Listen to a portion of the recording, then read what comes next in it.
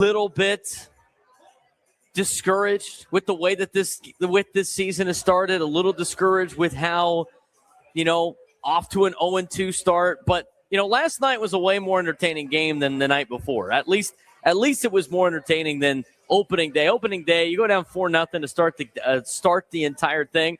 And then it's hard, right? It's hard to come back from 4 runs in the first inning and get your offense going. Last night, got to go against Framber Valdez. Framber Valdez, another one of the best lefties in Major League Baseball. I thought they hit Framber pretty decent yesterday, but not like overly that well. They had a couple of opportunities that they failed to score runs on, but you know what?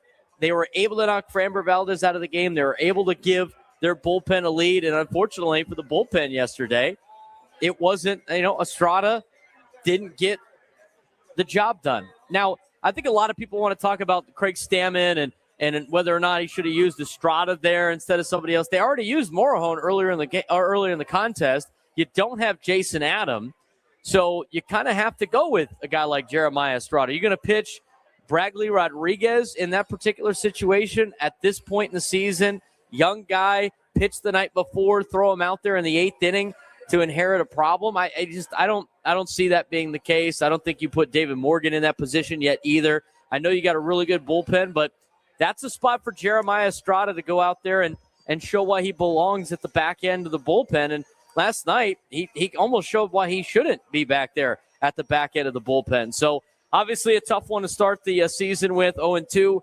But as I mentioned before in the show, I thought that was going to be tough for the Padres to beat the Tigers the first 2 days, but I definitely thought they were going to win tonight. I thought they'd go 1-2 this opening weekend, going against a couple of left-handers that the Padres have not had a lot of success hitting, left-handers in general. And then on top of the fact that you had major question marks with the starting pitchers that you were throwing out there. Although I thought Michael King pitched well yesterday. I thought Michael King pitched really well yesterday. It was definitely, I would consider, a bounce back from what he did in spring training when he was coming back, obviously, for some injuries and stuff like that. But I really like the way Michael King pitched yesterday. Overall, the bullpen, aside from the 1 inning, was pretty solid. But you got to get it comes down to one thing again when it comes to the Padres, and it's you can't walk people. You can't walk good teams and think you're going to get away with it. And the Padres on opening day walked too many people, killed them in the first inning. And then yesterday, late in the game, you walk the bases loaded. And when you continue to not throw strikes, when you have to get a strike in, you're going to get tagged by some of the better hitters in Major League Baseball. And that's happened to them twice now. And at that point, again, too, it knocks away, it takes away from your offense. I mean, your offense sitting there going like, hey, we got 2 on Framber. We got the lead. Our bullpen is our biggest asset. And now it's like, oh, now we're chasing 3 in the bottom of the 8th inning. That's where things go awry. But Frank, I know you were at the game last night. I from what I saw last night, I thought Michael King pitched well. I thought too many walks killed the Padres. And the bats, as much as they've gotten a little bit going, they need to really get it going even more tonight against Jack Flaherty to try to get a dub and not get swept in the opening series. Yeah, King was good through 5 innings.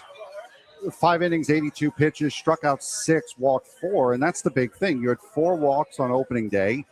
Not necessarily that you had that many walks. It was when you had them. You had 3 of those 4 walks in the first inning. Yes. That ended up loading the bases.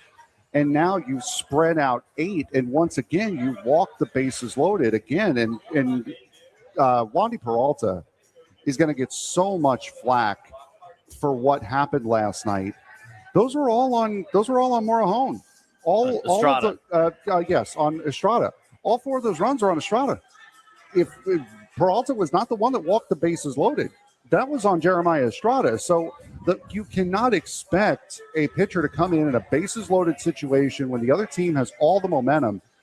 And let's give credit where credit is due. That was a big league at bat that Kevin McGonigal had last night against Wandy Peralta. That was a huge at bat, fouling off pitch after pitch after pitch. This kid is 2 games into his major league career. You would have thought he was at least 12 years into his major league career with the poise that he had in that moment to put together that kind of at bat and be able to drive in the two of those runs to give the Tigers the lead last night. That was a huge, fantastic at bat from him that was able to get the Tigers the lead and eventually the win. But yeah. Unfortunately for the Padres with McGonigal, I mean, they're the first team that actually have to face him and see him. And he's going to have success early in his MLB career, like we've seen with a lot of these really good rookies, right? Like Jackson Merrill, like Fernando Tatis Jr. And it's going to take some time for teams, especially, once teams in their division start seeing this guy over and over again, the league's going to make the adjustment back to McGonigal. And then after that happens, that's when you really see if a guy can stay in the big leagues or not. But right now, he's off to a great start to his career. 625 batting average right now in the first couple of games, 1542 OPS in those first two games. And you're right, it's not like he's just dinking in little hits here and there. I mean, he's roped it, but also the at bat yesterday, you mentioned it. That's a big league at bat that you don't see at a lot of rookies, grinding it out, waiting for your pitch, keep fouling off the stuff that you don't want. I mean, you see the Dodgers do that a lot. You don't see a lot of other teams in Major League Baseball have success doing that. And McGonigal did it last night and did it in a very big spot. Again, I agree with you. It's not that's not on Wandy, man. That's on Estrada and walking the bases loaded. And you look at the runs that were given up. Those are nobody gave up an earned run last night except for Estrada. Yep, and he gave up four of them. Mm-hmm. And that was in the eighth. Again, another crooked number issued by Padres pitching that kind of deflates you at the point of the game where it happens. It's not like it, they took a 5-2 lead and it's like the third inning. They took the 5-2 lead in the eighth inning, top of the eighth inning, and now it's, let's change our plans a little bit. But I don't think it's, I saw a lot of disgruntled fans last night on social media talking about I don't think it's on Craig Stammen. I mean, who do you want to go with right there? I mean, you guys got to play. Mm-hmm. Your guys got to go out there and play. Estrada's on this team to be one of the guys in the back end of the bullpen, and he's got to come out and perform. And if he doesn't perform, then you got to start thinking about somebody else getting there. Maybe David Morgan gets an opportunity. Maybe Bradley Rodriguez gets an opportunity. But when at that point in the game, you already used Morejon because you used them earlier. You would think it was going to be Estrada being the guy because I like, I got to go back to see exactly when Morejon came in terms of like the overall lineup of who he was facing. He came in to face McGonigal, Dingler, and Meadows, and they ended up pinch hitting Meadows with Veerling. Yes. Okay, so I mean, but you had him come in to face McGonigal, right? I mean, McGonigal is the kid. That's the kid that's been killing. Oh, wait a minute. No. I'm sorry. My bad. That was the next inning. King pitched into the fifth inning. It pitched into the sixth inning. Right. He came in for Zach McKinstry. He came in for McKinstry, Green, and Torkelson, and they subbed McKinstry with Jahmai Jones. That's right. That was what it was. It was 3, so he 4, comes 5. in the meat of the order to and I don't mind that with Morejon. We talked about Morejon being the biggest asset to this team. I mean, because he is the most important piece of the bullpen, which is the best asset to this team. You can use Morejon in ways like that, and I like Morejon coming in to face that part of the order. I think that, again, the way to, I don't want to say criticize, but the way to judge Craig Stammen and managerial decisions, you have to put yourself in that situation at the time, right? Mm-hmm. You can't go back and look at it hindsight, because I'm sure hindsight now, they're going to say like, I don't want Estrada out there. Of course not, because he gave up 4 runs. But here's the reality of the situation. He is your best reliever. That is the meat of their order that has done a lot of damage against you. He's coming in for King, right? I like the move to go to Morejon right there in that inning. Now, here's the other thing with Morejon. He ends up giving you 2 innings worth of work. I'm pretty sure he surrendered that run that King allowed, right? That runner to reach, but then there was an error. And the Manny Machado error on what could have been a double play. It slipped out of his glove, and that run came around to score. That was Jahmai Jones. Yes, that was the first hitter he faced. That would have been a double play, but it turned out being that error, and Gleyber Torres, the lead runner, ended up scoring in that inning. Right. So that was the one run that Michael King gave up. I mean, King had 4 walks too. That's too many walks. I mean, you look at overall. You mentioned the 8 walks. You got 8 walks issued, and you're only working 2 walks, that's bad news. Yeah. You have 8 walks issued, and you've punched out 12 times on the offense, also not good news. You're not winning the free pass game. You're not winning the 90 feet game that's built within baseball. Those numbers need to be better. I mean, you look at everybody that pitched for the Tigers, and the Tigers bullpen is not better than the Padres bullpen on paper, but the Tigers had 5 strikeouts out of Valdez. De Jesus had 2. Finnegan had 2. Jansen had 3. I mean, I don't know what they were doing against Kenley Jansen last at time. that point, it was like, all right, game's over. Let's get him tomorrow, right? But overall, just the start of the season, you could say what you want about Craig Stammen. You can say what you want about maybe the team, the personnel, all that stuff. It's been 2 games. I mean, if you want to start looking around, I don't want to compare us to other teams out there, and we do got to take a break, but the Astros are 0-2 against the Halos right now. Mm-hmm. I mean, they're off to a rough start. The Giants, I don't know what time they start today, but the Giants have yet to score a run. Yeah. They've been shut out by the Yankees for 2 straight days. So there's a lot of that going on in the first weekend of Major League Baseball. I mean, you're going to have a lot of weird scores. You're going to have a lot of weird games. And the Tigers come out of the gate swinging so far. And here's the other thing, too. Like, our friend Annie Halbern posted it to her, as she lays out, to my better judgment here, posting this, and she posted a picture of the National League West standings. There's only one team in the National League West that actually has a win right now, and it's the Dodgers. They have 2. Nobody else in the division has any wins. So it's 2 games. Does that mean the Rockies are still in second? It's possible. Yeah, I gotta have to go look. I didn't see the standings there. They might be because I think they're only 0-1. That's a potential. Yes, yeah, it is. They are. They're only a game and a half back behind LA. Everybody else is 2 games back behind LA. See, and we all counted the Rockies out. Look at that. Meanwhile, get your bets in for Rockies to make the postseason. Meanwhile, the National League East, first division in Major League Baseball history to have every single team win their first game. They're all 1-0. Yes. Nobody else has played extra games, too. That's crazy. No one has ever done that before. That's also amazing. No other amazing. division has ever done that before. They're all going to make the playoffs. Yep, all in. All in. Somebody's going to get short end of the stick and complain that they can't make it because there's not enough wild card spots when the Brewers under 500 win their division. The Cardinals are in first place, too. Yeah. And I don't think anybody's having a parade yet for the way the teams have played. And they're winning right now, 2-0, bottom of the 4th inning. They were playing a team that we thought was going to come in last, but that's besides the point.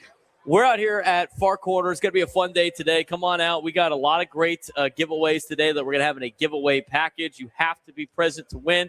Got to fill out the card, if you will. We got 2 tickets to the game on Monday against the Giants. We also have a Joe Musgrove signed baseball. We have a Michael King bobblehead. And we also have a Padres belt bag.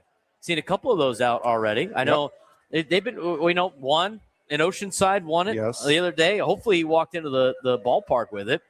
We've confused the poor attendant as to how the heck you have that already. Yeah, my friend did that too because we got some of those extra ones. Yes. So she had it yesterday. Like, do you want a scarf? No, I already got a scarf. What do you mean you already got a scarf? Don't worry about it. Where'd you get that? Don't worry about it.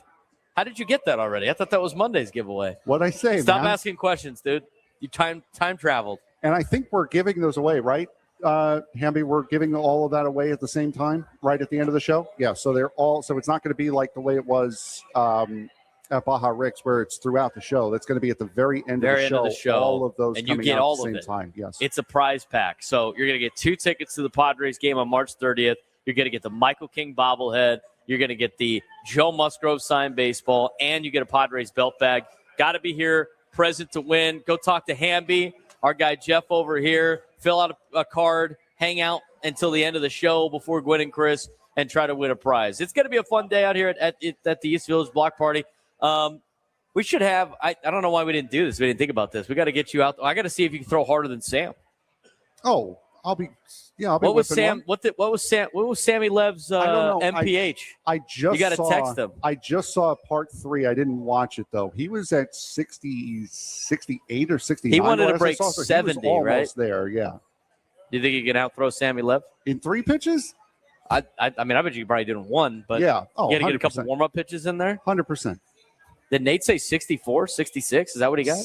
66 is what Rod's saying. So, yeah. We might have to film that during a break or something, or after the show. Absolutely. After the show, 100%. Yeah, I want to see what I can get. Hopefully it's above 60. I don't know where my arm's at right now.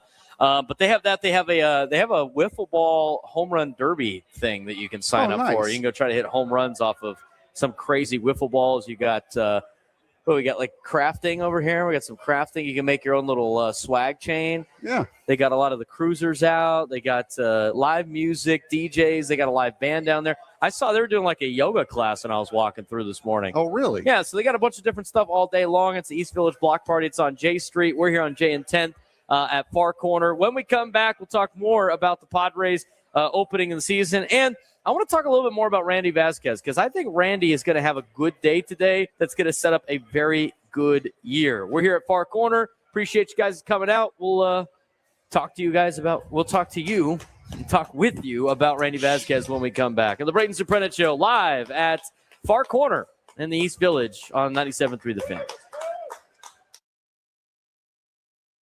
San Diego FC might have just got a reality check, and it came fast. After that incredible win over Toluca in the first leg, it looked like San Diego might make a serious run in the CONCACAF Champions Cup. But in Mexico, a completely different story. Toluca dominated San Diego 4-0, outshooting them 27-3 and ending their tournament run just like that. And the struggles didn't stop there. Back in MLS play, San Diego gave up another late lead in a 2-2 draw against Real Salt Lake. And that's now back-to-back games where they couldn't close it out. The offense is still there. The talent is obvious. But defensively, discipline, focus, and finishing games are becoming real concerns. For an expansion team, this is part of the process. But if San Diego wants to be a top club, these are the games they have to start winning. So now the question is this just a bump in the road or the start of a bigger problem? From a historic night to really a reality check, it's been a tough stretch for San Diego FC in this beginning part of the season. And the momentum from the dramatic Champions Cup win didn't carry over. In the CONCACAF Champions Cup, San Diego's run came to a hard stop with a 4-0 loss to Toluca in the second leg in Mexico. Despite winning the first leg 3-2, SDFC was overwhelmed. Toluca outshot them 27-3, dominating possession and control throughout the match. Goals from Jesus Ricardo Angulo, Paulinho, and Jesus Gallardo sealed the result, sending Toluca through on aggregate. For San Diego, it was a reminder of the gap that can still exist between the MLS side and the top Liga MX competition, especially on the road. So leg 2, Frank, a little bit more coming back down to earth. Yeah, and this is what we more or less expected. We didn't expect them to get completely dominated, but as we were saying on the show last week, after this happened, this was Toluca making sure that they, one, did not make the same mistake that Pumas made from a couple of weeks prior by going into Mexico. They still won, but didn't win by enough to be able to advance, but also not making the mistake that they had made the week prior and losing to a San Diego FC side that was riding high on a lot of momentum and positive forward movement. Toluca really shut that down quickly.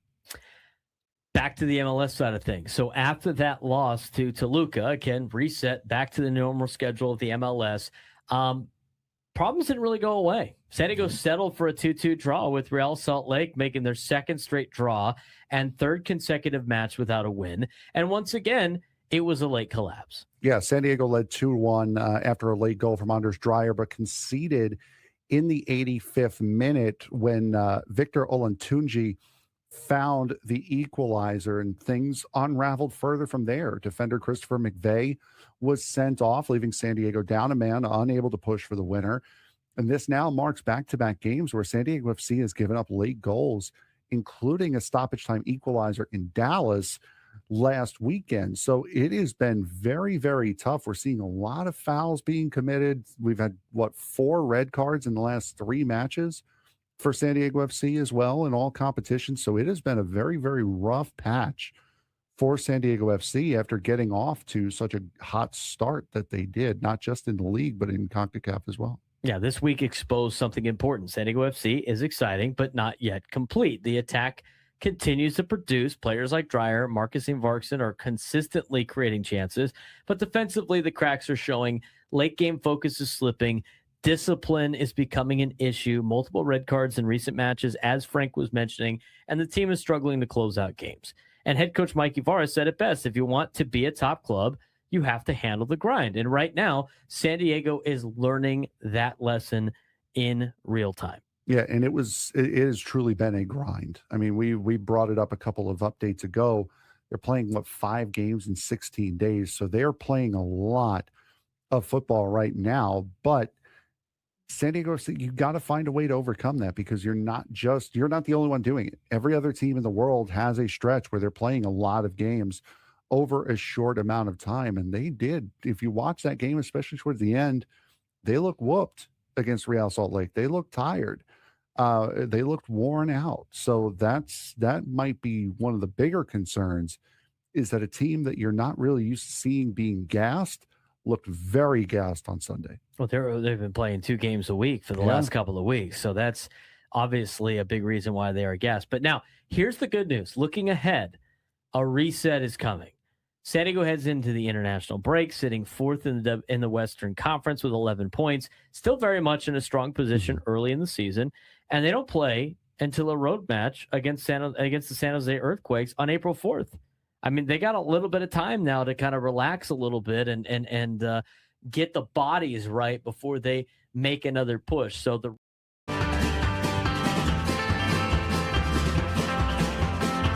broadcasting live at Far Corner here in the East Village. Great time, great day. It's a beautiful day outside. I mean, we have been blessed with the weather these last couple of days. Now, next week, I'm going to go to I'm shipping up to Boston to go to the Padres Red Sox series. The weather it might snow on Saturday. Come on. Baseball is back. Yes, and I got to do with snow potentially. That's not fun. I'm not looking forward to that. Let me tell you, not looking forward to that. Yeah, we got to try. That might be it. Yeah, there it is. We got to get the hot spots back open. Yeah, I think that's the other one too. So we are broadcasting live at Far Corner because baseball just tastes better at Far Corner. Brought to you by Coors Light, 2026 Coors Brewing Company, Golden, Colorado. Celebrate responsibly. I do want to talk about Randy Vasquez a little bit. I think we can find a block down there. Yeah. Well, we'll get to that in a second. Yeah, we'll figure that out. We're halfway there. Halfway there. You know what? We're already off to a better start because we didn't dip our headset in the water. Did they mention that on air, yes, or did I just out Ben? No, they did. Ben was a circus, dude. That guy was trying to. He comes in, so I got the background story. Is that the headset? Yes, this is the one. Yeah, I can't wait for whoever brings it back. Have fun, Scraby. Hey, I don't know why his headset doesn't work, Mike. Why this headset's not working? Oh, that's really odd. Let me take a look at it.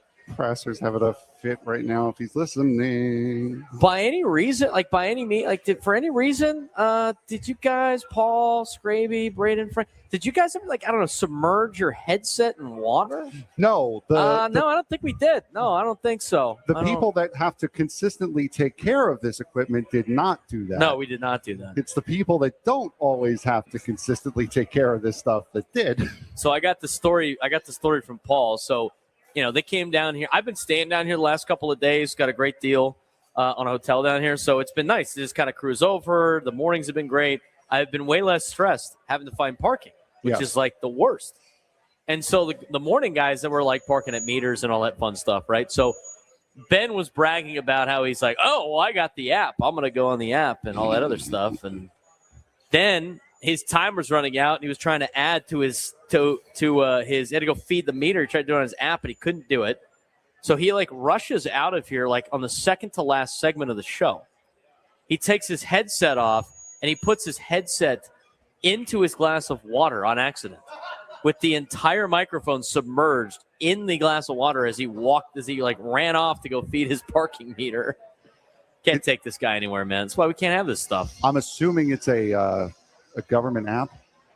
I have no idea what type of app it is. Well, I'm sure Ace Parking, I guess. I don't know. If we're expecting the government to do anything properly, that's always a bad bet. I know. I took the trolley yesterday with the thing. Yes. I scanned it 15 times. Oh, you're good. Never took money off my account. I'm like, all right, I'm not going to fight this too much. Lovely. I'm going to take my ride up the Embarcadero here. Charisma in the YouTube chat, which game are you going to? I will be going to the game on Saturday against the Red Sox, because Friday opening day at Fenway Park, believe it or not, it's actually very difficult to get tickets to that. Oh, really? Yeah, it is, especially with 5 of us. So decided to punt on that. I think we're going to do some history stuff instead. Perfect. The whatever they do, like a trail or something like that. We're going to do that on Friday, then Saturday we're going to go to the game. Like I said, when I went to Baltimore, when you made it halfway. I wouldn't even say halfway. Yeah, not even. I made it to Salt Lake, and then half the trip. I wish I was Grandpa Simpson. I wish we would have gone another day. I wish I would have stayed another day just so I could do all of the. Go see Camden Yards. Yeah, like do all the touristy, like look at all the history. Yeah, stuff. it's tough on the Army Navy trip to do that because you're on such a tight schedule, military style schedule, that you can't just go venture out. Plus, wish we would have taken the extra day though. As we know, back at studio right now, our boy Nick DiNucci is from Baltimore. Yes, there's probably a lot of streets that you were not allowed to walk down anyway. I think DiNucci told us that a couple of times. So yeah, I think so. I say we got a band playing. Yeah, now. we're getting. It's getting loud out here. Taken over by the live music. We're having a great time though. We're here at Far Corner. It's brought to you by Coors Light. They're handing out some Coors Light. Hey, Birdland. Freedom Trail. That's what I'm doing. Jake in the YouTube chat. I'm doing the Freedom Trail. Birdland. Come on down early. There it is. Out of the way, Nick. Danuch loves it, dude. Our resident Orioles fan back there. Found it quicker than Kyle did yesterday. Fair enough. Kyle was searching, man. Yeah, Kyle was searching. Kyle was locked into opening day. Kyle was ready for opening day.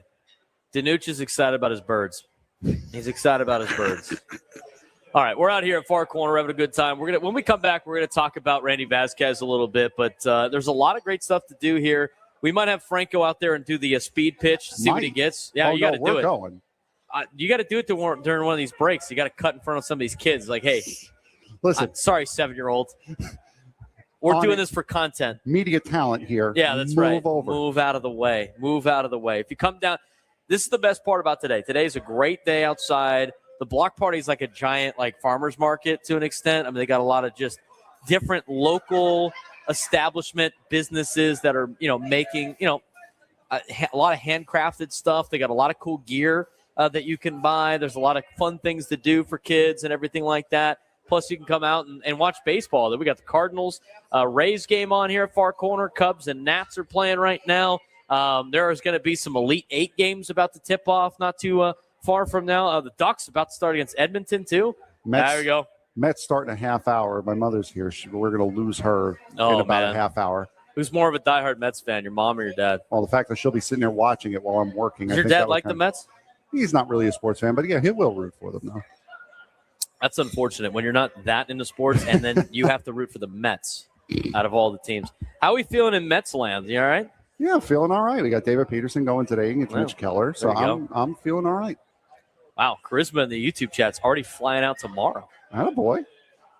She's got to get out there early to Boston. I'm not leaving till Thursday. That's why I'm off Thursday, and then we don't have a show Friday next week anyway because of the opening day, Red Sox and Padres. Yeah, we're going to have a lot of abbreviated shows coming up. We're going to have a shortened show on Wednesday because the final game of the Giants series. Are we going to be here for that? I assume so. The last I heard, we would be at the Loft. I think we are. To come out and hang out with us at the Loft. Yeah, absolutely. That's going to be great. I love these. The live remotes are great. You get to meet a lot of great people. Yes.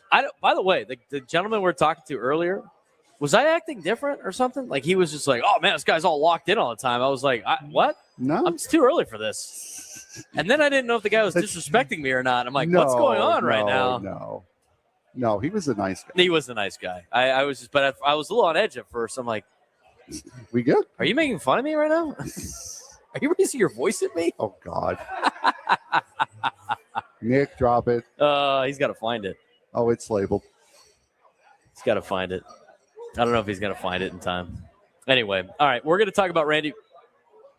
You're raising your voice at me? We'll teach him. We'll teach him that during the break. We're going to get Frank Marchese on this speed pitch thing in a second. When we come back, we're going to talk about Randy Vasquez and the start today for the Padres. Should be. I think Randy Vasquez could potentially be that hidden gem in the rotation for the Padres. Yes. I think by the end of the season, he might be your one or two. We'll explain next on the Braden Surprenant Show, Standing Number One Sports Station, 97 through the Fan.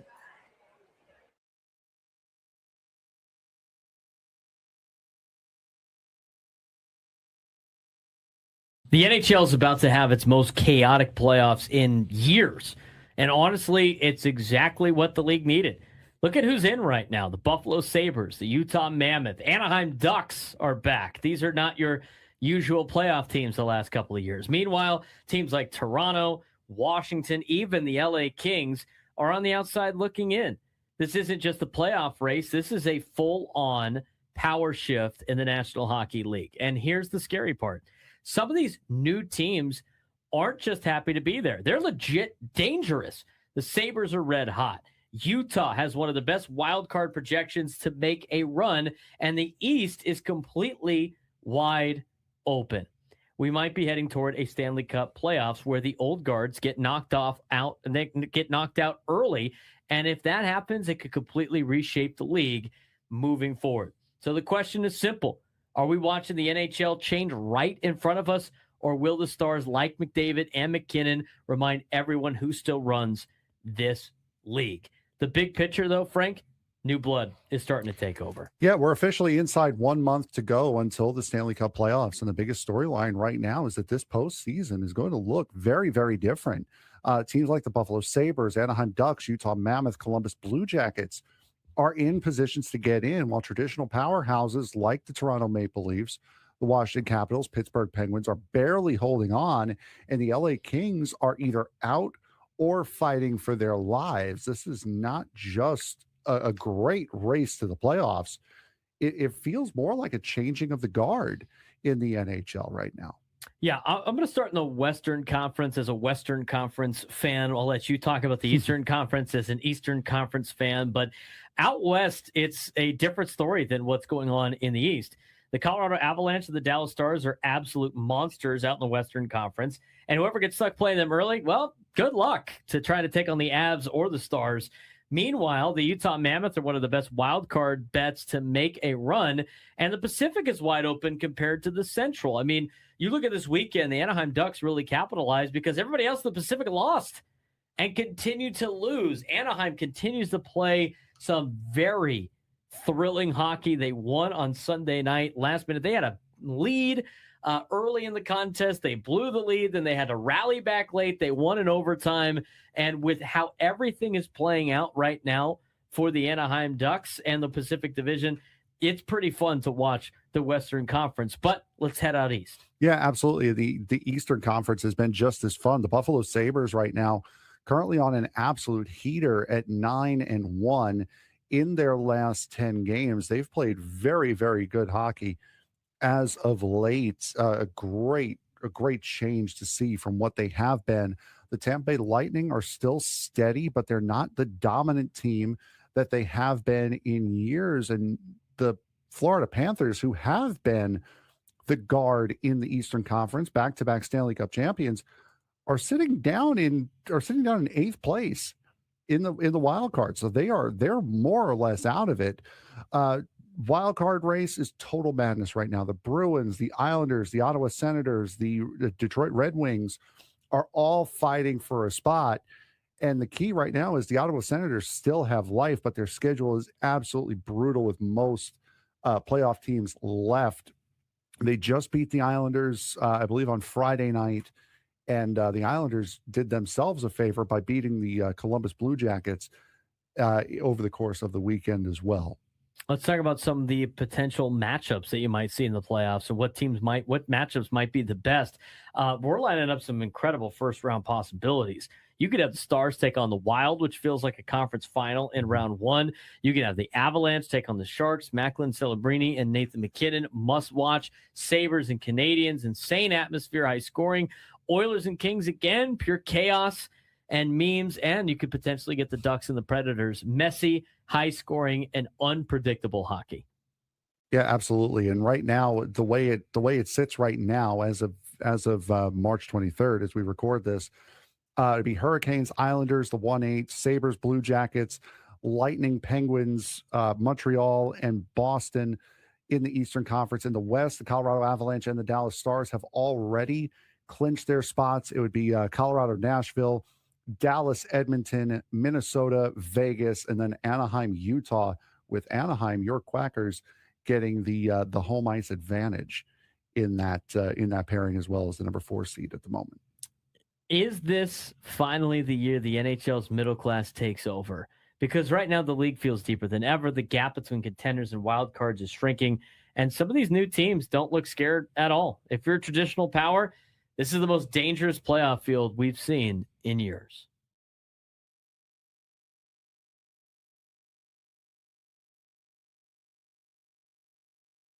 Yeah.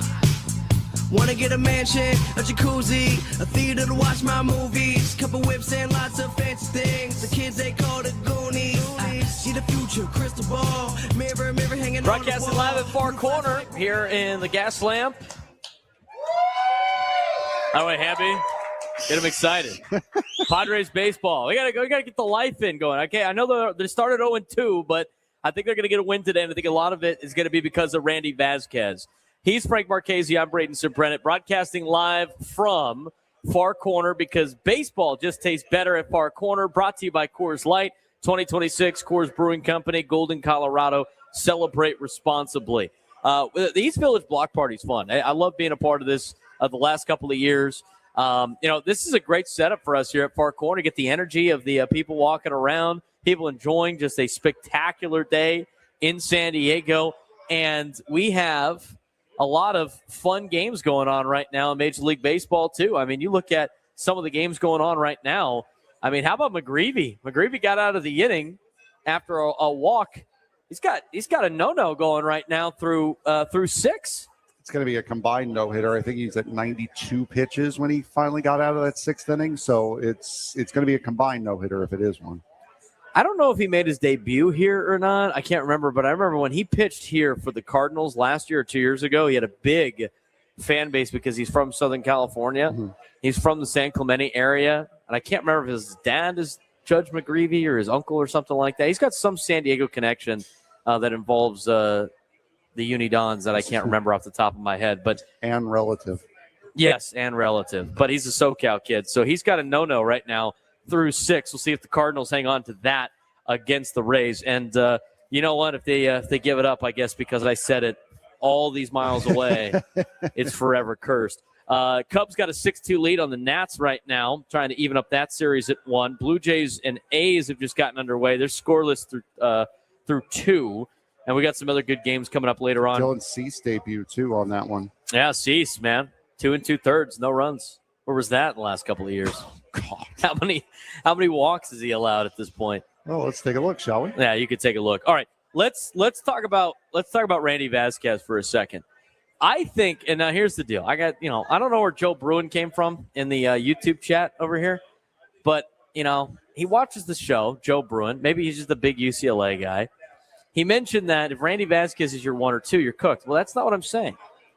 I think Randy Vasquez can pitch well enough this season to force the issue to make him a 1 or 2 in your rotation because of the spring he had and because of what he could potentially do on the mound. I think another year learning under Ruben Niebla. And when I talked about this, pre-season preview, I still thought the Padres are going to win based on filling out the form. I thought the Padres, before I did that, were going to have like 86 wins, and then I filled it out with, they'll take 2 out of 3 here, there, that, and the other. I had them at 91 wins, and I had them losing 2 out of 3 this weekend to the Detroit Tigers. Yeah. I mean, it's possible to happen as the Padres have kind of not hit their stride yet early in the season. I mean, last year they came out on fire, and it really built them up for the end of the year. You're going to have multiple streaks throughout the year, winning streaks and losing streaks, and then you play about 500 ball the rest of the way. People always try to disagree with me on that. Just go back and look at a lot of these teams in baseball. There's not a lot of them that play at a 700 clip or a 600 clip. Most teams play around 500 and then have a couple of good stretches in there, and you want to limit the bad stretches and not lose more than 5 games in a row, and you want to try to increase your big stretches of 4 or 5 plus game winning streaks as you possibly can. Now, back to Randy Vasquez. I like Randy. I like the way that he, last year was kind of frustrating to watch him pitch, but I tell you what, the guy was getting a lot of outs. He was learning how to get outs at the major league level, working with Ruben Niebla. He had 2 years of that now. The fact that he has added some velo to his fastball, I think is going to play out incredibly well for the Padres. And we'll see. I mean, he might have a clunker today against Detroit, but I think Randy Vasquez really is going to make some strides, and I think the velo is going to be part of it. Yeah, absolutely. And to be fair, you're throwing Nick off, dude. You gotta give him the full rundown of drops. I gave him the heads up too. I texted him. Now, to be fair, the Padres offense ran into two of the best pitchers in baseball. Two of the best lefties in baseball, which they haven't really had a lot of success against. One of the highest paid pitchers. To be fair. There it is, Nick. There we go. One of the highest paid pitchers off of free agency this year.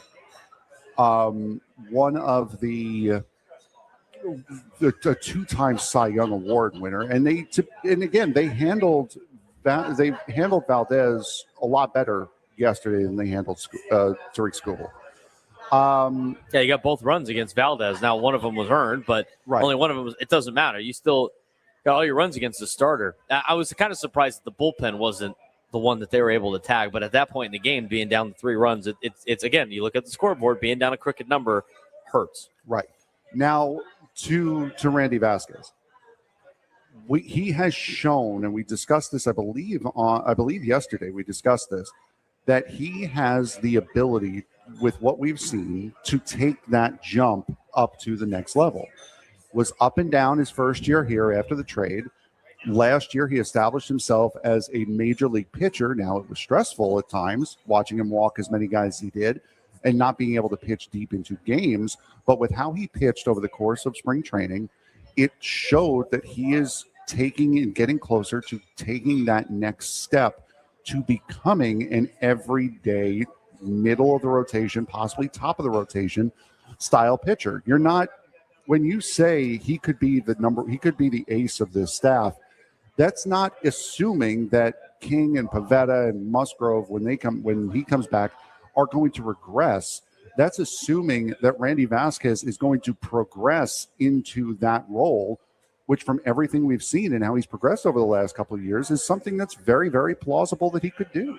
I think so too. I think he can work his way into that spot, and that's where you have to make up some ground on the money issue, right? On how much money you have to spend and everything like that. I keep going back to that article and it's an interesting bit, and maybe we can get this for Nick to play for us. But everybody's favorite journalist, Ken Rosenthal. He was on whatever Talking Something show. Is every show now in baseball Talking Something? He was on Talking whatever. We're all talking. Everybody's talking. Anybody saying anything? No. Anybody listening? Except us. You don't even listen to me. So no, I mean we're saying something worth of value. So he was on Talking whatever, and he talks about the Padres specifically, and he was a contributing writer to that article with him and Dennis Lin about the Padres and the ownership situation, right?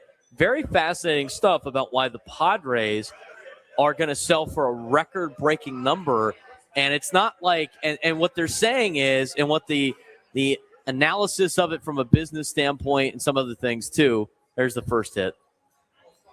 None other than Caminero. Off the first pitch by the reliever too. Oh, man. Well, you know what? McGreevy left and thought, he left with no hits. First pitch out of the bullpen. He threw a no-hitter. Oh, he hung it too.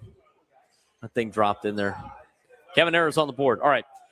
But the interesting part was they think that the Padres selling for $3.5 billion plus. Because that number continues to jump. At first it was like, it could be like $2.5 billion. It could be up to $3 billion, right? Oh, my God, they might be up to $3.5 billion, but it keeps going up and up and up in this bidding war for the Padres. They don't think this is going to be one that sets the market. No. They think this is how valuable this franchise is because of the money they invested in this team, because of Padres fans coming out, because of the location is a desirable location. People want to be here in San Diego. And so they laid out all of the reasons why it's not going to be a one-off. And then on top of that, they also added some teases that I don't know if a lot of people really picked up on. Now, that was the first thing that caught my eye when I read this article. We talked about it on Thursday. But they teased a little bit about the CBA. Yes. And if they think what's actually going to happen out of the CBA is they think there's going to be a salary cap, which me and you, I agree. I think however long it takes, the owners are pretty much aligned on this. I think they're going to get a salary cap. Now, whatever the cap is, I don't really care. I've said that to people all the time. I was like, I'm in favor of the salary cap. I've talked to, former big leaguers that I work with in other entities, and, they're always defending their guys because they've been in that situation. I go, I don't really care what the cap is.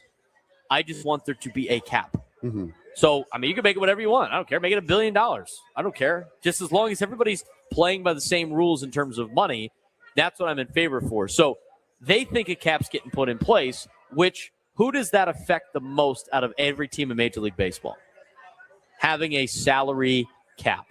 Dodgers. The Dodgers, right? It's going to take them down a little bit more, right? Which by means, the way, I can't let this one go. Bob Nightingale last night. Did you see? I sent you the tweet. Did anyone see Bob Nightingale's tweet last night? How ridiculous I don't like paying that attention was. to many of Sleepy Bob tweets, man. They do a lot of trolling nowadays. He drove me nuts with this tweet last night where he said anyone accusing the Chicago Cubs of ruining baseball, they have easily spent more money than any other MLB team this winter, $488 million after Nico Horner's 6-year, $141 million contract is finalized.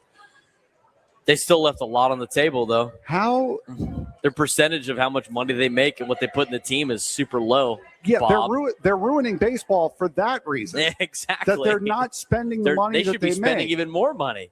But it should be percentages of your income is what you should complain about than anything else. How smooth-brained do you have to be if you're Bob Nightingale to not recognize that the most money that they have spent, they've spent $250 million over the last couple of days on two of their own players. They re-signed two of their own guys. Hey, you know what? That's good. I don't see that's not ruining baseball. That's exactly what you want. You want more teams to do that. You want more teams to sign their guys that they drafted, that they developed, that they're on their own, that they signed internationally. And Bob, he's been a writer for how long? He knows better than that. I think a lot of these reporters now just like to troll on social media, which I prefer them just to be reporters. Exactly. Thank you. But let's go back to that conversation. Okay, yes, so they said Nick does have that audio clip. We're going to play that in the 1 o'clock hour. But the two things they talked about the most, one, CBA salary cap, correct? That affects the Dodgers, so that's a big factor for the Padres in the same division. It's going to bring them down a little bit, right? The other one, TV contracts. And the TV contracts being centralized where everybody splits like the NFL does. Yes. That means an influx of hundreds of millions of dollars to an organization that is currently not getting hundreds of millions of dollars in their TV contract. So not only are the Padres incredibly popular, not only are they in a desirable location, not only are they, a team that fills their stadium each and every day, but they're going to go from not making any money, relatively any significant amount of money in a TV contract, to making hundreds of millions of dollars guaranteed every year. And they're also going to have their biggest competitor get knocked down a notch because of rules. That makes this team so lucrative to potentially buy for the future. And the other thing is, it sets the direction of this franchise north very quickly. That's why I kept telling people this sale is good for the Padres.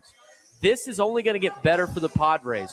You're not going to get somebody to drop $3.5 billion on a team to then not try. Yeah. You're not going to see that. I don't care if it's the owner of the Pistons. I don't care if it's the owner of the Warriors. I don't care if it's the owner of AS Roma. I don't care if it's the owner of Chelsea. They're not buying this team for $3.5 billion to not put money into it. They're not going to do that. It doesn't make any sense. No. Now, I bet you at this point, and who knows what the contracts are. It sounds like they got to get the other bids in, final bids or next round of bidding in April. The 4th is the deadline. Yes. April 4th? Yes. I could see something where the team, the new owners pay $3.5 billion for the team. They pay the $300 million on the debt that's owed, and then the team gets, the team aspect was sold for $3.2 billion. Yeah. But even then, influx of money with TV contracts, rules changing in favor of the Padres, and with the Padres fans and the full force of San Diego behind them, this is the best time to be a Padres fan. It is the best time to be a Padres fan. The Stars aren't going anywhere. And the funniest part is all these national media members that like to troll and everything about like, oh, they're going to have to cut money. They're going to have to cut money. Every single time some more news comes out, it defends our opinions here in San Diego, and it also makes them shocked. I can't believe the Padres are going to sell for this much. No way. No way. Wow. What amazing. It's so ridiculous, and it's so big market sided, and that's coming from a guy who grew up listening to sports talk radio in a big market. I don't see a circumstance right now, especially where the Padres are going to have to sell off some of their major talent. Now, of course, you want them to sell off the major talent because then that puts more stars in New York, in Los Angeles, in Chicago. But I mean, this is where baseball is headed. Teams like the San Diego Padres, are going to be able to start making advances. And fortunately for the Padres, they got on that train a little early, and now they're going to reap the benefits of it. And I think that's what makes the NFL so great is they're in markets that are not huge. Right. And they have success, and every one of those markets has a star or a group of stars that you know when they come to town. And that, I think, makes for a better game. We're going to hear from that clip from Ken Rosenthal when we come back. We'll continue our conversation here at Far Corner. Come on down, trying to win some prizes. We're here for another hour, and then Scrappy takes over after us. Braden Surprenant Show.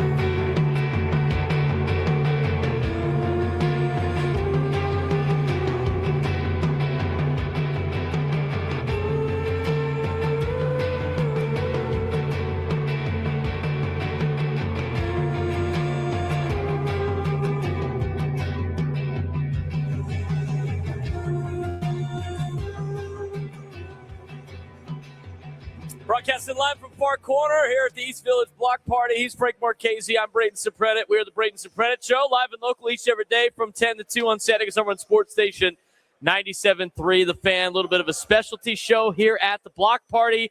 And because baseball just tastes better at Far Corner, brought to you by Coors Light, Coors Brewing Company, 2026 Coors Brewing Company, Golden, Colorado. Celebrate responsibly. They were giving away some free samples of Coors Light out here at Far Corner. So come on down, get a free sample of Coors Light. They got Topo Chicos as well. Got some deals here at Far Corner. It's pretty good pizza also. The morning show got a lot of good pizza. Did you try some of the pizza yet? I have not, no. And man. We got to get Frank. Come on, we got Pizza Snob here. Did you see some of the pizza they had? I did, yes. Yeah, like a blueberry pizza with some pears on there and stuff. Gorgonzola, that looked delicious. I had they had like the regular cheese, but they had like basil and they had a little hot honey on there, some pepperoni too. That was good stuff. Then he had the award-winning pizza had like what's the term? What the fish eggs? Was that Masago or something like that? You don't eat sushi, it's not do you? Caviar. No, it wasn't caviar. No, but it's like I don't know. He had that on there with something else that looked pretty good. So might have to get some pizza out here for you guys. Oh, there you go. Oh, we got to try. Yeah, we got to try some of your stuff. We'd love to have some. Thank you. I mean, you got to have it for sure. Well, no, yeah, for sure. I mean, and like I said, I would just do cheese, like just plain cheese, because if you can't do the basics, okay. I mean, we gotta. If I get thrown out of here because you don't like the pizza and we can't broadcast anymore because you don't like the pizza, I'm gonna be upset. Fine. I'm gonna be upset. Should see this guy when they brought Kraft Taco for the first time. Hey, guy was sweating. Hey, sweating over here. Make sure it's good. It's got to be fine. It's got to be fine. All right, we're here at the East Village Block Party. They got a kids band going on right now. They've been pretty good so far. Yeah. Pretty fun. They got other bands. They got other activities going on. They had a yoga class earlier this morning. Frank was out there getting his downward dogs in and whatever else they do in yoga. Did you participate in the yoga class? No, I did good not. Stretch. No, I know. Your cat cows in. There's a couple of phrasing drops, I think we could. You know what? Nick's asleep back there, dude. I don't know what Nick's. There it is. You go. Nick's on it. He's figuring out the drop board. But we do want to mention we have a prize pack to give away today. Yes, it's a prize pack. Yeah, it's a prize pack. It's not like the other day where we're giving out prizes at every break. We're doing this all at once at the end of the show. Must be present to win. The prize pack is you come on down here, stretch those natural casings, says Nate in the YouTube chat. You come down here, you talk to Jeff, ask for Hamby. And when you talk to Hamby, he's going to help you out. It's Hamby, it's Vanessa, it's Ava. They're doing a great job setting up for us today. Very nice people. They're not intimidating. Go talk to them, fill out a card, throw it in the hopper, and if you win, we're going to announce the prize at $155. Yes. So coming up at the end of the hour, 2 tickets to the Padres game on March 30th, a Michael King bobblehead, a Joe Musgrove signed baseball, and a Padres belt bag. We're giving all of that away in one prize pack, which is great. So got to be present to win. Got to come on down here to Far Corner and fill out a sheet with Jeff Hamby, and we will get you taken care of. I didn't realize on the YouTube over here we got like the cam of like people outside walking around too. Yeah, that's great. Hopefully nobody does anything crazy down there. There's a good amount of people going around. There's a good amount of four-legged critters walking around here too. That's hard to keep me in the seat for, but yeah, there's a lot of dogs. We don't have to worry about trains though, but there's a lot of dogs. We got our guy Prolific in the house. He showed up. He was wearing the shirt today. Shout out Prolific from the YouTube chat. He came down. He filled out one of the deals. Prolific was like, I didn't even know about the East Village Block Party until you guys said something about it. I'm telling you, come on. It's a little bit different than coming down on a normal game. All of J Street is shut down. You can walk through it. They got a bunch of different kiosks. They got other, gear you can buy, all this stuff going on down here at the East Village Block Party. I got to see if my brother just showed up. I got to see if he can, what his MPH deal is. Get the arm going. Get the arm loose. He's kind of a wiffle ball champion himself. I might see how many home runs he hits at the wiffle ball thing. I know, right? There were adults doing that too, so it's not like it was only for kids. Oh, don't worry. We're gonna. I got to do that after the show. Yeah, we're gonna light some up here. Yeah, I got to light up the radar gun a little bit. Hopefully not need Tommy John surgery after the fact. like I say, you don't. Like I got softball games on Monday. I can't be blowing up my arm doing this. I was going to say, like I told Sam this when he was starting doing the thing. I said, you don't need a UCL to talk. That's true. To just whip it. That's true. Doesn't need that. So anyway, let's. I want to get to this. He's Frank Marchese. I'm Braden Surprenant. We're live at Far Corner. We're talking Padres baseball. When we come back, we'll talk about what's going on in Major League Baseball as well. But I want to play for you what Ken Rosenthal said on, what was it? Was it Foul Territory, Nick? Yeah, yes. On Foul Territory, about the Padres and their potential deal and their potential sell, with 4 of the bidders now all being named. And here's what Ken Rosenthal said about the Padres' potential sale and how much they can go for and why they are so valuable. We haven't gotten to this on the show either, and wanted to get your take since you were part of the article in The Athletic. Where are we at with the potential Padres sale? It looks like they're going to sell for a healthy number. A very healthy number. And the report that we had the other day, Dennis Lynn and I, was that they are looking possibly at $3.5 billion. It's $1 billion over the previous record, which was for the New York Mets. This is the San Diego Padres. Now, you might ask, well, why is this happening? Why this demand suddenly for the Padres? A couple of things. One, and maybe most of all, there are 4 groups here. Most of them have California roots in some fashion or another. And you're not seeing California teams come up for sale. So that's a rare thing. And obviously, California is a desirable place.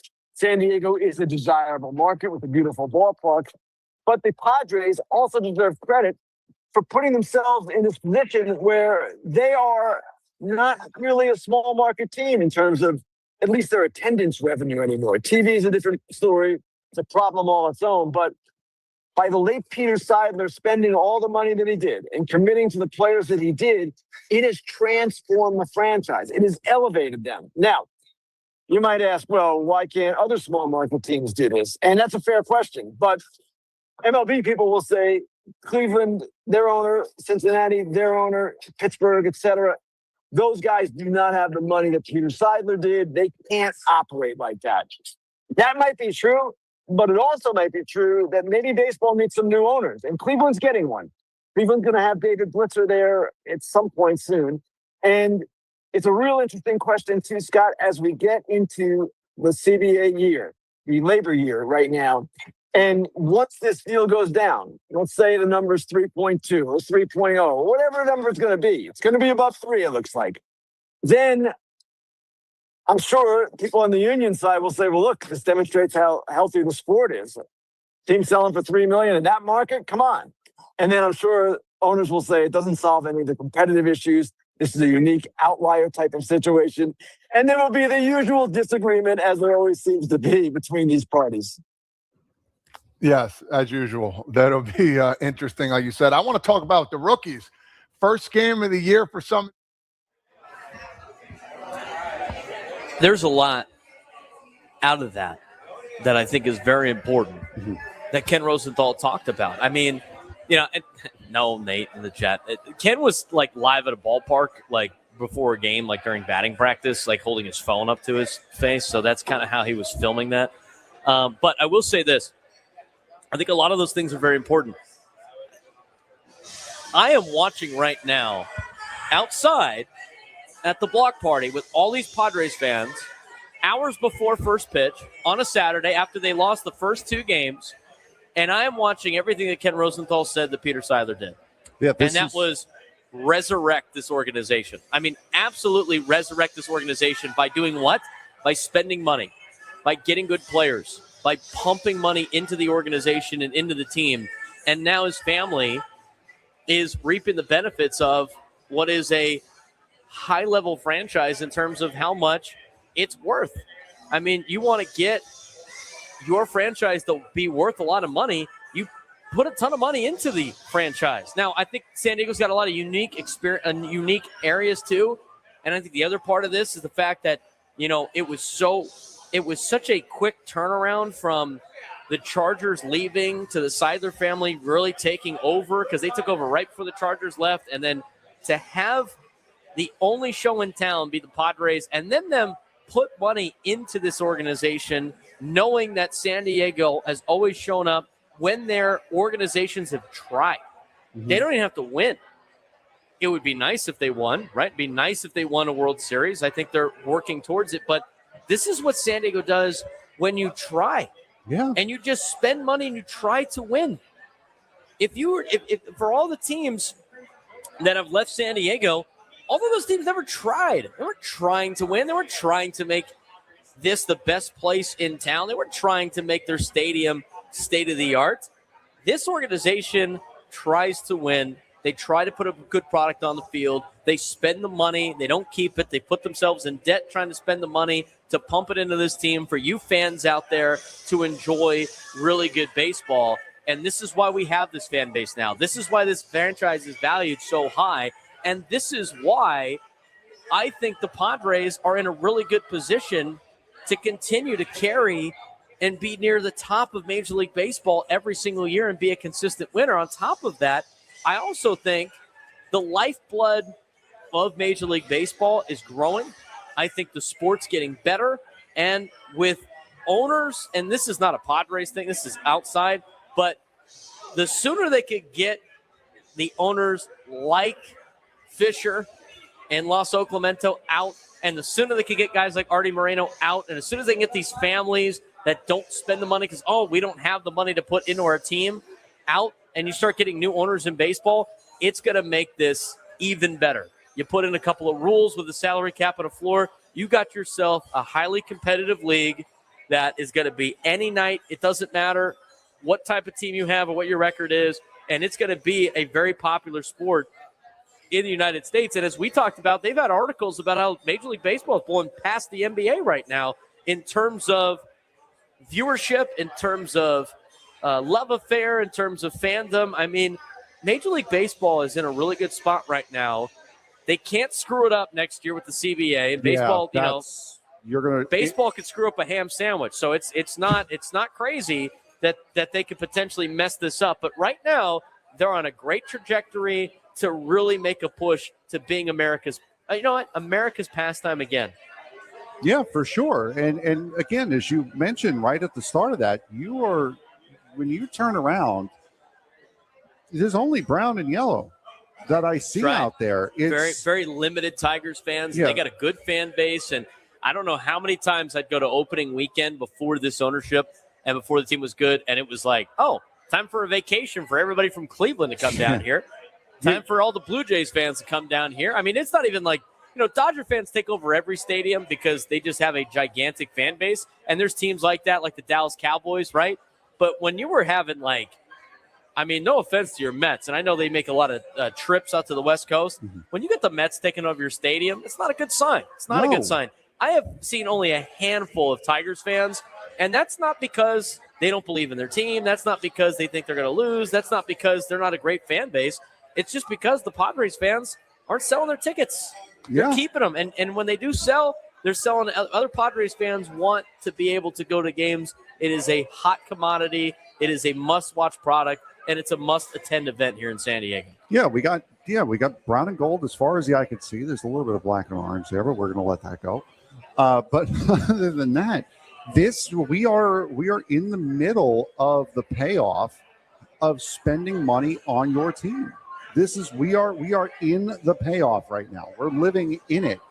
So when you see an owner not want to spend money on the team, it becomes very, very hard, especially when you're sitting in a small market where the owner did put in the time, did put in the effort to try to make this team a winner, and you're seeing everything that's going on around it. It is the place to be here on a Saturday afternoon, is down, not necessarily just at the ballpark, but in the vicinity of the ballpark as well, because there's so much stuff going on. I think I know it. Well, I don't think I know. There's a lot of people that come down here just to hang out around the atmosphere of Petco Park that don't even go to the game. They come to the bars. They watch the game at the bars, right? They walk through the city after the game ends and pumps through, the gas lamp area. We did it last night. I mean, that was great. We did do it last night. The moonshine. I didn't see Tarek Scuba at Moonshine last night. No, he was not there. He was not there. We saw Crummer, though. Yes. Crumb was there. Crumb Cakes was there.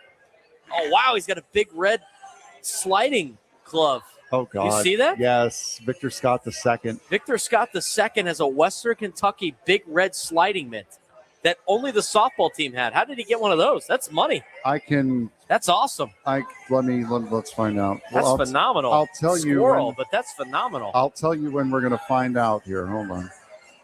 We will find out how he got that. Oh, when they come to town. We're not going to have to wait too long. May 7th, 8th, 9th, and 10th. Wow. So we got a 4-day series to ask him how the heck he managed to snag one of those. Yeah, that's going to be good. Yeah, we're going to have to go down and talk to him about that.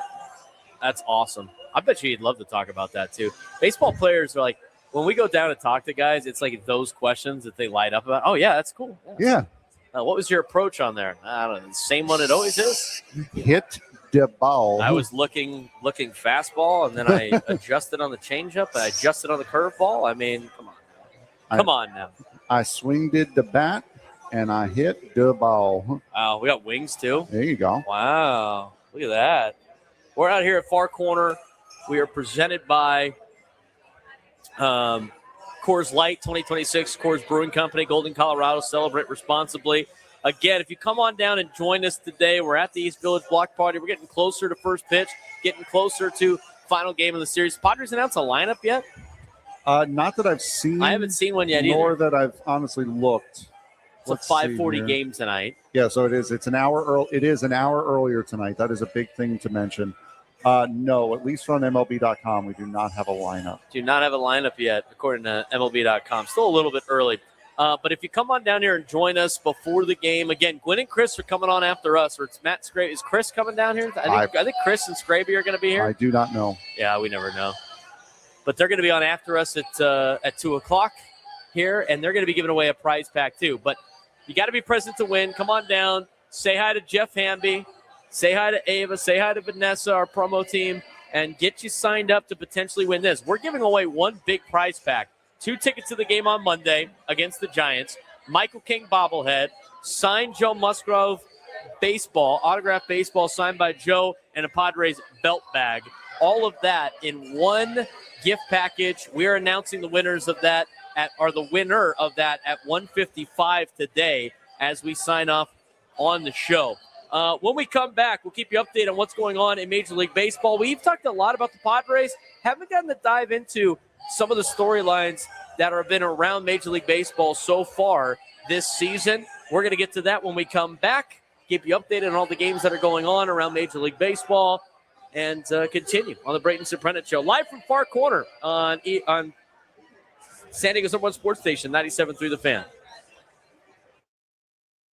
The NBA is sitting on a ticking time bomb right now, and it's all about Giannis Antetokounmpo. I mean, what's an update without talking about Giannis? The Milwaukee Bucks just made it crystal clear. Either Giannis signs a $275 million extension or they're trading him. There is no middle ground. But here's the problem.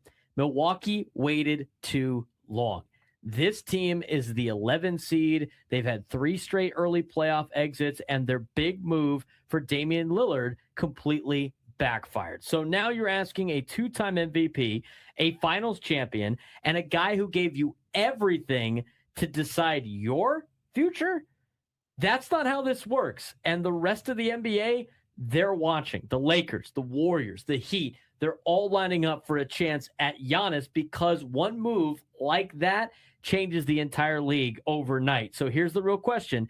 Is Giannis staying loyal, or is this finally the end in Milwaukee? Let's start with the biggest story right now in the NBA. And honestly, the one that could reshape the entire league and one that we've been talking about for the last couple of weeks on these updates, Giannis Antetokounmpo, the Milwaukee Bucks, and heading toward a breaking point. Yeah, the Bucks have made it clear either Giannis signs a 4-year, $275 million extension, or they trade him.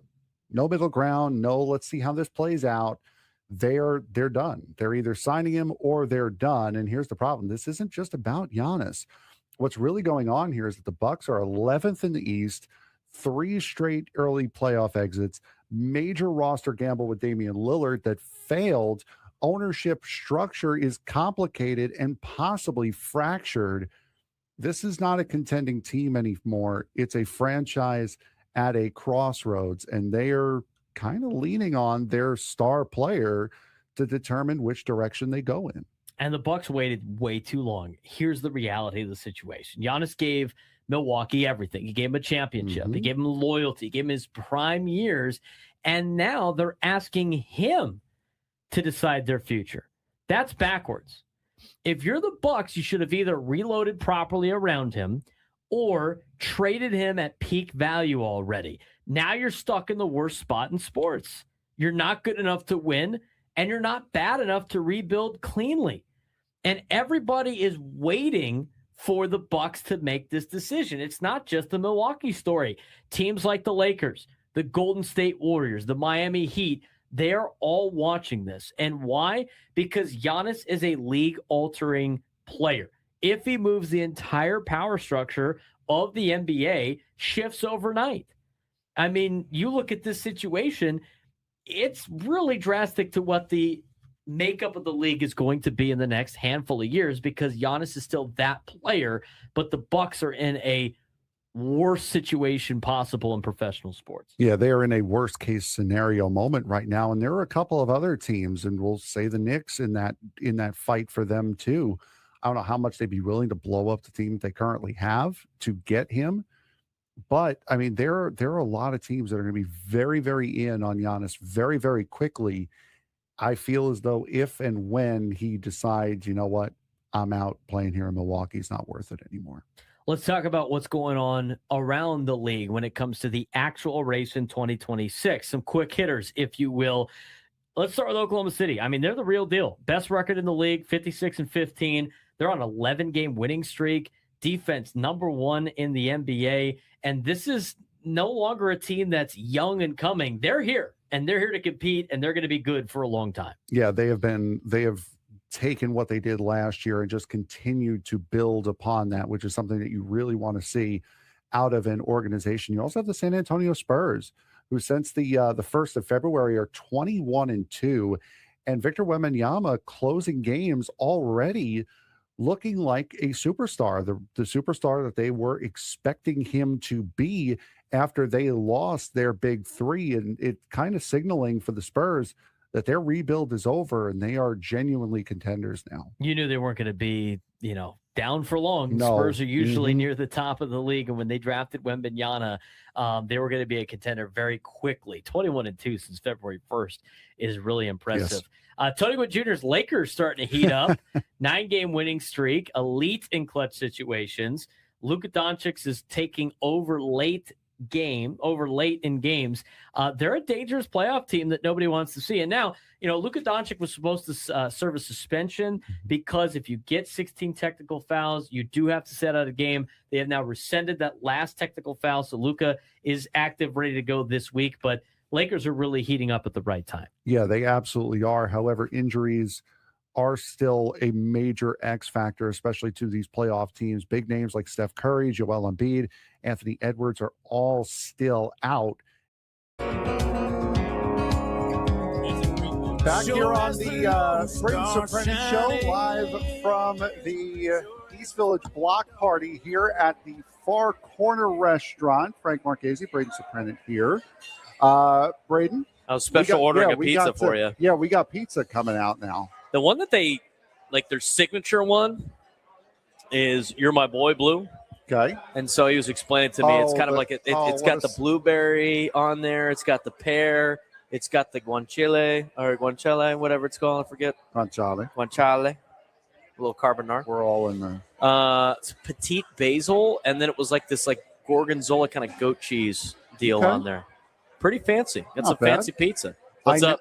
Love the shirt. We got a Scrabydator shirt too. It's great. I now know what I need to hit, by the way. What do we have to hit? I need to top 66. Okay. That's his what max? I need to do. Sammy Lev got 66? Yeah, he was 66. That needs to be a challenge. Yeah. Here's what I said, though. I told Frank this off air about this pitch getting clocked over there. Yes. I don't want to see you throw 62 and then get super upset about it and then start hucking it and then blowing out your arm. Brother, I'm going to start hucking it anyway. Yeah, it's but fair. Sam had 3 pitches. He did 3 pitches per turn. So if I don't know what the thing is out there, I don't know what the deal is, but I would assume it's more than one. Then I'm not going to do it more than one time. Okay. Because I do get competitive. I will get angry. I know that if I don't beat him, I'm going to be even more angry. Oh, man. Does he know you're about to try this? Yes, I just told him. Oh, that's great. We got to film this for. Oh, 100%. We got to film this. 100%. I got to do it just for fun too. I should start getting warmed up. Unlike you, I can't play Mondays without an arm. I have to be careful about this. I'm getting up there in age, man. 31. How do you think those fake cars drive, dude? That's true. I need to turn that wheel, dude. I got to get down into the corner. You can't do that with a bad UCL? No, got to get down into the corner, got the force feedback up high. It's going to jolt back in my arm. Yeah, I don't need that. Yeah, don't need that at all. All right, let's talk about what's going on around Major League Baseball until we get a lineup, which I haven't seen one yet. It's still kind of early, though, for a lineup. Although we got one. Yeah, we got it early. We got it around this time yesterday. It was an hour later. That's true. It was an hour later. We have no lineup yet. I haven't seen one, at least. No, I'm only seeing matchups on MLB.com. Twitter, though, is a little bit quicker usually. Yeah, Twitter's on it. You got Kevin Acey's walking in there, takes a picture in the clubhouse. Well, it usually comes out when the clubhouse opens up. All right, around Major League Baseball today. How about Dylan Cease having a good day, huh? Strikes out 11 A's. Woo. 11 A's today. So it's Los Oclamento. Let's calm it down. I just said. Did I say Oclamento or Oakland? I just said the A's. No, I'm saying it's Los Oclamento. Los Oclamento A's. Let's not make it seem like he struck out the 27 Yankees. Hey, you thought they were going to be better though. You like a lot of their young players. You got some good players in that lineup. They're not terrible. 11 strikeouts, still pretty impressive though. No, it definitely is. Did you see the? I didn't see that. Did you see the? Jacob deGrom gets scratched from his start today. Yeah, because one of my friends is a Texas Rangers fan, and he texted me this morning, and he's from that area. Okay, he's a Rangers, Cowboys, Mavericks, all that. Well, he used to be a Mavericks fan, and then they traded Luka, and hasn't supported them since. Right. So, which I feel is justified. 100%. So he sends a text to. You got to add that to the commandments. Yeah. The team does something just so outrageous that you can no longer support the team in good conscience.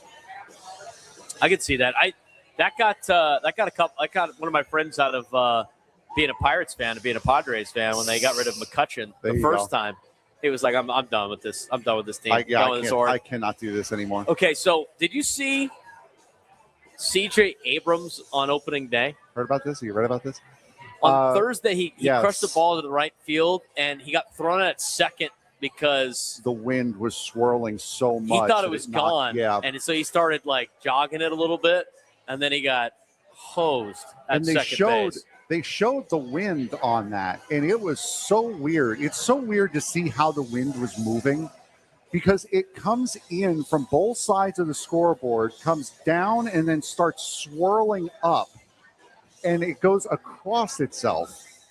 Meanwhile, it's going out of the stadium from both ways when it's higher. They were showing the track of that ball. It was supposed to be out of Wrigley Field. Yeah, and he was out at second. StatCast projected 361 feet to right at 110 miles an hour. That ball's never not out. Exactly. In fact, it would have been a home run in 28 out of the 30 MLB ballparks, but one of them was Wrigley Field, and that's where he happened to be playing. Abrams paused to watch the ball before getting out of the box. And here's the best part. He still hit 30.5 feet per second, which is considered elite base running, elite speed out of C.J. Abrams. He still got thrown out at second on the outfield relay. To put that into perspective, by the way, we have failed to mention this, which is a bad job on our part. Jackson Merrill had a hell of a day yesterday. He did have a great day yesterday. It was good to have him back. The home run robbery immediately leads off the next inning with a double, has another hit later on in the game. I mean, that was fantastic. He had a great day yesterday. He hit, I think it was 26.9 feet per second, tracking that ball down into center field for the home run robbery. So that just kind of puts into perspective how quick C.J. Abrams got going again when he realized that he was not that ball was not leaving. Jackson Merrill did have a great day yesterday. He had the home run robbery you mentioned. He roped the double. I mean, hopefully he's getting back in the swing of things. It was good to see him hit like that yesterday against a lefty, too. Yeah. But remember, we talked about it. He's not bad against lefty starters. There were only 2 guys that had 2 hits yesterday for the Padres. Jackson Merrill and Jake Cronenworth. Yeah, Cronenworth had a couple of knocks. Those are the only 2 guys that got hits, and those are the only 2 lefties in the lineup. And they're both lefties. Yep. They're both lefties. That's crazy. That's a crazy stat. But you know what? It's good to see out of some of these guys. I like Jake Cronenworth batting at the bottom of the order. Yes. I think he's going to flip it. Him batting 8th, I think kind of takes it away a little bit with Camposano batting 9th. Hello, bless you. Excuse me. But when you have him at the bottom of the order being a pest down there and being able to hit and still being a threat that they have to worry about, then flip it to Fernando. I love that lineup. Yes. Camposano had a rough day yesterday. 0 for 3 for 3 strikeouts. I know it's one day, but the reality of the situation is, they're going to give him every opportunity to have success this year. And he's off to but the thing is, the fans aren't going to give him that long of a leash. No, because when we talked about it at the beginning of camp, it's like, hey, this is his best opportunity to succeed. If he can use these assets properly, he could be a good piece for the Padres. And everybody was like, I'm tired of watching this guy. You can't have performances like last night. Yeah, you get a couple, but yeah, it's okay. It's okay to hold him accountable. You also have to hold him to reasonable expectations. And not to say that get and hit is not a reasonable expectation, because it is. He is feeling that also. Right. He has not gotten a hit in Major League Baseball in 2 years, a year and a half. So he is feeling that pressure also. So it's not just you guys, the fan base, that's piling on him to get a hit. He's doing it to himself. There's no one out there right now that wants him to get a hit more than him. He's trying so hard to get that hit, and once he does, you're going to see a completely different Luis Camposano, because I'm sure that is mostly what he is thinking about getting to the plate is, I got to break this over. I got to break this over. I got to break this over. I'm running out of chances.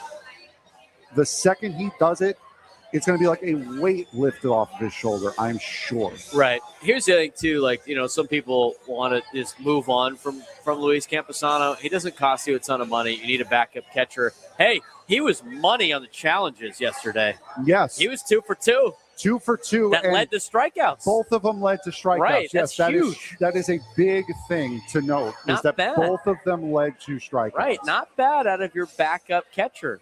For me, it's been pretty money on that in spring training, but that might be some value there. You never know. You would also hope that Camposano would perform that way with the ABS system, because he had it last year in El Paso. Right, He's got a lot more experience with it.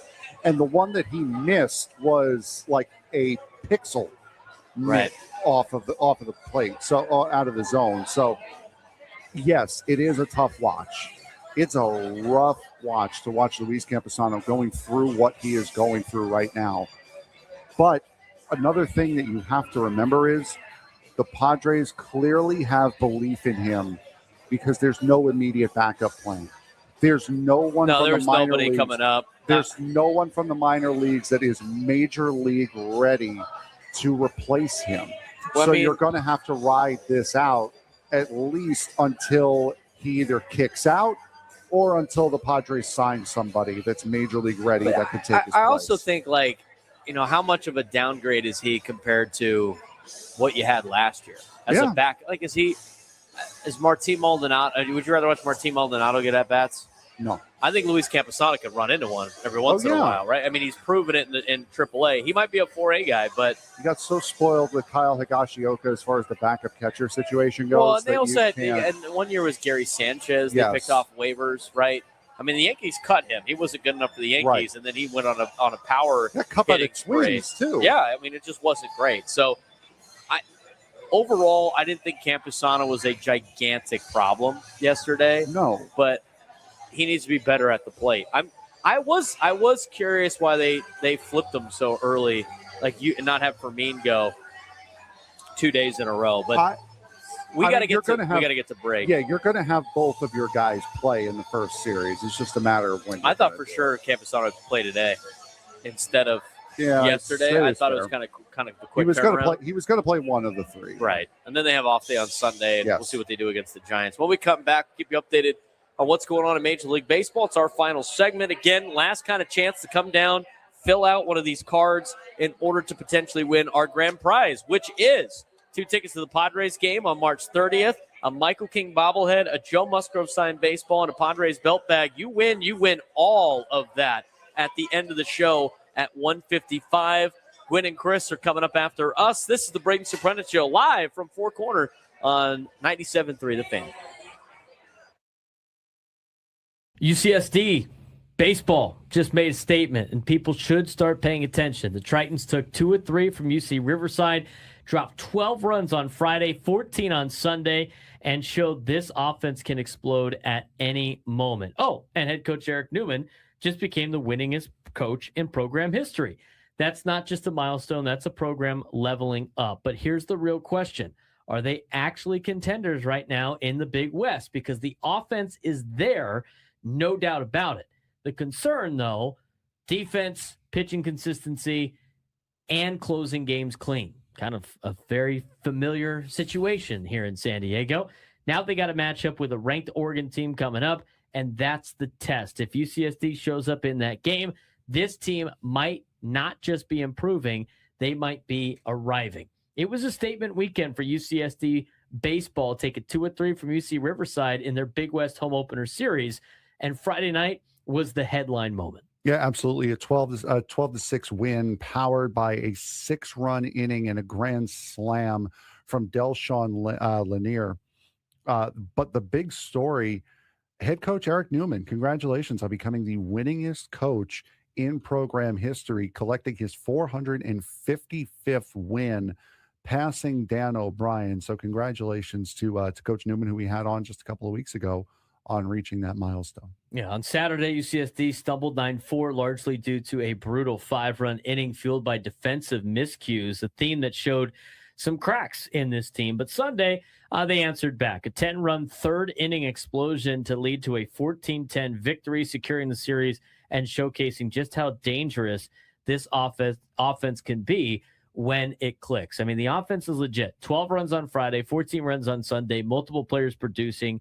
Klepsch, Crossland, Costello, Lanier. I mean, this is not a one-man show. It's a lineup that can snowball innings quickly, and we saw that twice in this series. Yeah, absolutely. And when you have guys who can feed off of each other the way that quartet can, it does lead to big games like we've seen over the course of the weekend. I mean, 26 runs in 2 games, that is a lot. Forget about just D1 college. That's a lot for the minor leagues and for the pros as well. So they are a very, very legit offense, but there are still some worrying signs with the Tritons baseball program. Yeah, there's still some concerns. I mean, the defensive errors need to be fixed, obviously. You can't leave that many runners on base either. I mean, 12 stranded on Saturday. That's probably a big reason why they were unable to get a victory and potentially sweep UCR. And then pitching inconsistencies in key innings, which is very much a common concern for most teams in college baseball. So the team can score with anyone. The question is whether they can consistently control games, and that's going to be a big factor in the Big West. And coming up next for baseball, they get a major test, a midweek matchup against the 21st ranked Oregon Ducks, and they're a really good baseball team out of the Big Ten. It's very much a measuring stick game. Midweek games are always kind of crazy in itself. Can that explosive offense show up against a ranked opponent, and can the pitching tighten up against the league competition? Yeah, that is going to be a very, very difficult, very, very difficult question to ask for this team. Anything can happen in the midweek, as you said. So it's going to be quite interesting to see what the Tritons can do coming into this weekend, coming into this week.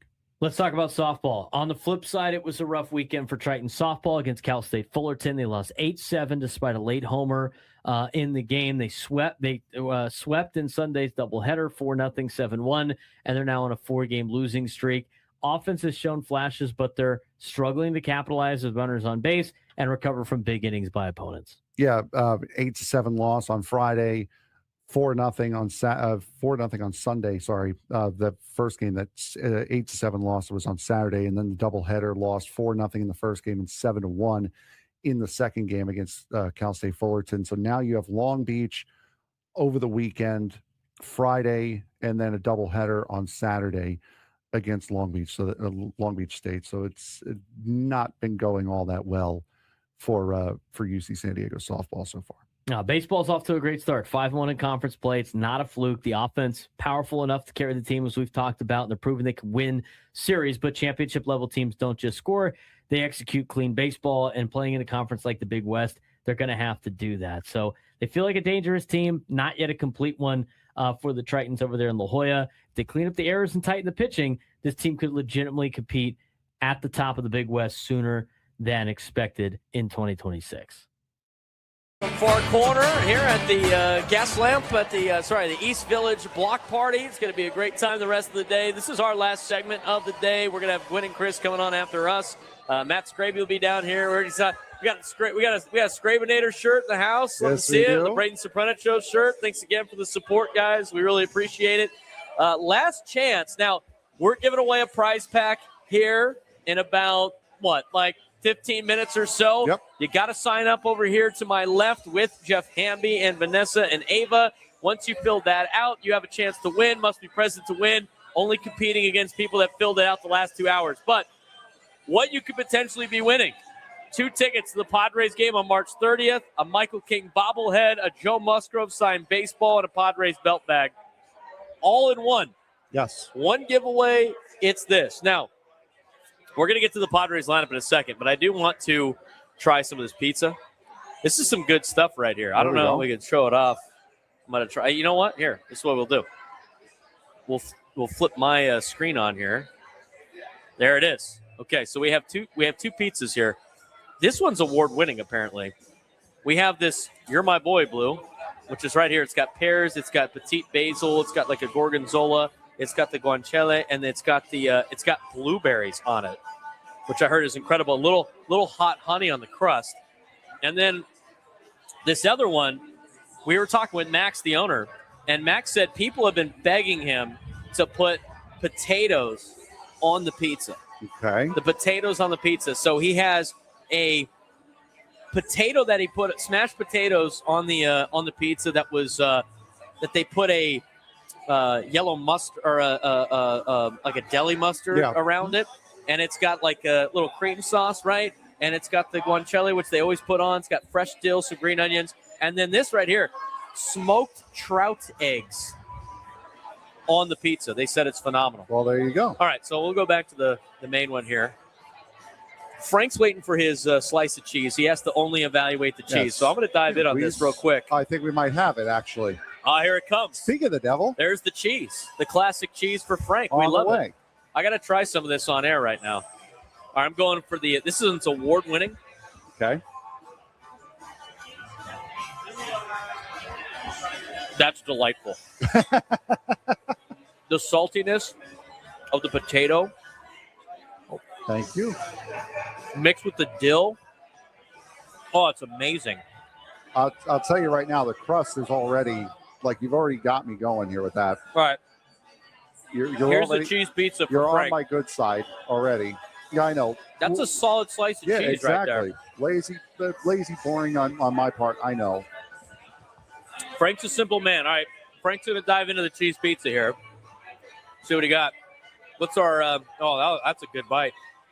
Didn't flop at all. Cheese didn't fall off the pizza. People in the YouTube chat want to know if you need a fork and knife. No. Is that New Yorker approved right there? That is New Yorker approved. Wow, New Yorker approved pizza out here. Nate, you're about to get a chat ban with the fork and knife deal. How about that? That looks good. I'm going to have some of that. Yeah, no, that is very, very good. All right, I got to try this one. So that is approved. This is what I need to explain. about the You're My Boy Blue Pizza. Mm-hmm. So our guy Jeff Hamby, who's out here working his ass off, getting people qualified here, everything like that, he said that when he talked to us on Friday, whatever it was, when we were at studio, he said, hey, I'm going to be there with you guys on Saturday. Can't wait to get down to Far Corner because of how good the pizza is. He's like, I have been dreaming about this pizza for 6 months, and I couldn't wait to crush this when I got here. And that's exactly what he did. You're My Boy Blue Pizza. Now I got to try this. This is the one that Jeff Hamby says he dreams about for months. That's how good it is. Yeah, no, this is very, very good. It's not overdone, too. It's perfect. Honestly, Oh, it's that's cooked great. to perfection. That's phenomenal. That's phenomenal. Oh, the gorgonzola and the pear. Are you kidding me? This is what I needed to get over 66. This is exactly what I needed. You need the pizza? Yes. That's amazing. Needed the muscle for it. Need the extra calories. All right. Enough pizza talk. We're about 10 minutes out. The Rays are about to knock off the Cardinals, by the way. Cardinals had a 4-0 lead. It's another blown save there. Ryan Stanek, who's actually still in the game. You lost this for us, buddy. You're going to wear it now. Real quick, guys, if I may interrupt you, you have May a as well. Padres lineup is Yes, up and yes, ready. we do. And Yes, we I have will a let you Padre do the lineup honors. that is out. All right. Let's get to the Padres lineup. Yes. This is what we wanted to get to. Very interesting lineup for the Padres today. I like it. We knew this was going to happen, though, right? We knew they were going to give Jake Cronenworth an opportunity to bat leadoff. And today, Jake Cronenworth is going to bat leadoff and play second base for the Padres. Fernando Tatis Jr. is batting second, playing right field. Manny Machado is playing third, batting third. Jackson Merrill in the cleanup spot plays center field. Xander Bogaerts bats fifth, plays shortstop. Gavin Sheets batting sixth at first base. Batting seventh in the left field is Ramon Laureano. Nick Castellanos is the DH today, and he bats eighth. And then Freddie Fermin will catch and bat ninth today for the Padres. So a couple of things. One, you got Jake Cronenworth in the leadoff spot, which I think he was probably going to do against right-handers. Number two, you get to see Castellanos in a start now for the Padres as a DH. It was only a matter of time. I thought for sure, because some people were already complaining about Nick Castellanos not being in the starting lineup after 2 days when he's going against lefties. Yeah, we thought it was going to be yesterday, but after we saw what Ty France's numbers were against Valdez. He looked better against Valdez in his career. You have him start. And Castellanos is not great against left-handers in comparison. He's not like Miguel Andujar, who rakes left-handers, and he got brought in here to go against lefties. He is a guy that is a little bit okay against lefties, but that's not his specialty. That's why it's not surprising. That's why I'm not surprised that he's in the righty lineup. This is the first righty lineup we've seen, right? Because the first two guys were lefties. And so I think this is going to be a more common lineup to see for the Padres moving forward. And I like Jake Cronenworth at 9. I also like him in the leadoff spot. At least you give somebody in front of Fernando wherever it may be. And I like Jake batting in front of Fernando, whether it be 9 or now 1 with Fernando batting second. I think it really opens up the door for the Padres to have a big day today. Yeah, it's not a big departure from what we've seen over the last 2 days. Now, moving Bogaerts down a little bit, he had a lot of hard hit balls on opening day. Those were a little bit more laxed yesterday. But even still, I don't think I've seen him hit a ball in the infield. Oh, my God. Speaking of squirrel. Oh, no. Brought an animal in front of Frank, dude. Squirrel. With dyed hair, too. Like the ears were dyed, too. But anyway, I don't think I've seen Xander hit a ball in the infield all season so far. I mean, he has hit everything to the outfield. He's hit some serious hard line drives. He's hitting everything to the outfield. He's hitting everything hard. So he's having a quality year. Surprised to see him move down as a result of this lineup change, but still, I mean, a solid lineup. I really don't have a complaint. And again, we saw it. We were going to see this early in the season. This is where you're learning now. You're trying to figure this out. Yeah, and as of right now, I think people are trying to find ways to criticize Craig Stammen through 2 games. Yes. I mean, we could talk about the decision to have Estrada pitch last night in the 8th inning, but the reality is, who else is pitching there in the 8th inning? And I understand, like, hey, we're going to bring in Wandy Peralta. Why don't you bring in Mason Miller for a 4-out save? If they don't want him doing 4-out saves this early in the season, I'm okay with that. That's back-to-back nights for Wandy Peralta as well. That's something that we haven't talked about. He pitched a good amount right on Thursday night, and now you have him come back and pitch again. Not with a clean slate either. He came in with the bases loaded after getting 3 walks. Right. And those weren't his walks. Those were Estrada's walks. Right. But as of right now with the bullpen, Miller's your closer. Now, we've been through 2 games already. We don't know what his new closing song is because we haven't been able to see him out there. But today's the day, folks. Yeah, today's the day. Today will be the day the Padres score 15 runs and win 15-2, and then they don't even need to use Miller. He's going to have a week off before the season starts. So, Miller's your closer. Morejon has been your guy, like, whatever the biggest inning is in terms of who's coming up, and that's just going to be floating, I guess, throughout the year. And so you need somebody to really be your setup guy. And with Jason Anna being out until they get to Pittsburgh, it's coming down to, like, David Morgan, or it's a Bradley Rodriguez, or it's a Jeremiah Estrada, you could go down the list. There's question marks about all those guys. It's not going to be Kyle Hart. Right. It's not going to be Ron Marinaccio. It's not going to be Wandy Peralta, right? So you have to find somebody, and out of that category, before you let Bradley, and I think Bradley eventually will be a back end of the bullpen guy, but I don't think he's ready. I don't think the Padres are ready to throw him into it now, especially since he also pitched opening day. He pitched 2 innings, so you weren't going to use him. David Morgan pitched on opening day. I don't think you put David Morgan in that spot. The only guy you go to is Estrada. So when you're thinking about decision-making, you're upset with Craig Stammen bringing in Estrada because it didn't work, not because it was the wrong decision. Exactly. Yeah, and it's a classic hindsight argument. It's backseat driving. You're armchair managing at that point. So I mean, you look at. I don't mind. You take a look at what we talk about with Joe Musgrove. Yeah. You're okay with the Padres saving him and saving up pitches at the end of the season.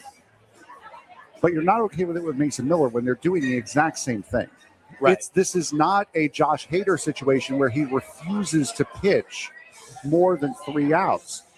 They are trying to save him for games that really matter. Right. This is a loss. Are you going to remember anything about this game on May 17th?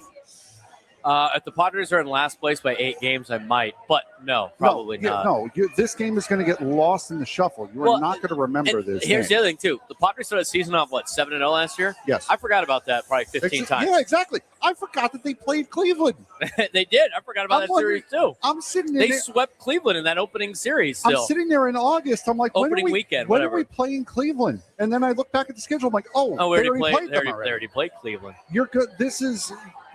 You're making a big deal out of a series that you're more or less going to forget about in a month. Right, 100%. So we are It's also an interleague series, too. It's not like you did this against Arizona where it's going to hurt you in the standings. It's not a divisional game. It's not a national series. league. This is the least of your worries in terms of, tiebreakers and everything like that. So this is what we got. We're done for the day. Gwynn and Chris coming up next. Chris Ello's here.